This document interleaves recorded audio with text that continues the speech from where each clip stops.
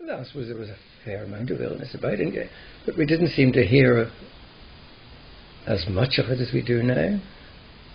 There were a certain amount of diseases that were taken for granted, like goiter and things like that, there didn't seem to be any cure for. I won't say it was common, but there was quite a bit of it. It wasn't unknown at all.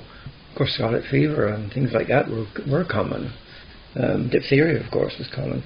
But, of course, scarlet fever in those days was very common. You had to go to an isolation hospital. And they had a kind of a Black Mariah they used to come around with and pick up the patients. And it used to frighten the children to death. The nearest isolation hospital was Torquay, and if you had scarlet fever, off you went.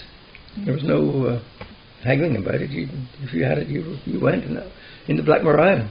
But I suppose there were a certain amount of colds about it. Most people worked too hard to get much in the way of ordinary illness, I think. The men that worked out of doors, the roadmen on the roads and so forth, had the sack over their shoulders.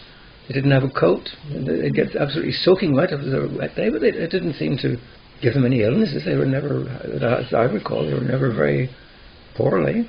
They just kept on week after week. Same with the agricultural labourers. Were you aware of many stress illnesses? No, I don't think there were. There was nothing really to get stressed about in those days. It was just more or less purely labouring or clerical or jobs of that sort. There's nothing.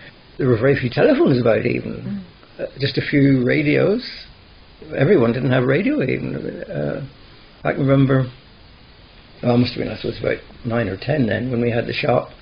When anything special was on the radio, such as a cup final, things like that, you'd put your radio on and throw open your front room window, and people used to gather and sit down outside and listen. People that hadn't got radios, even in those days, they were fairly scarce.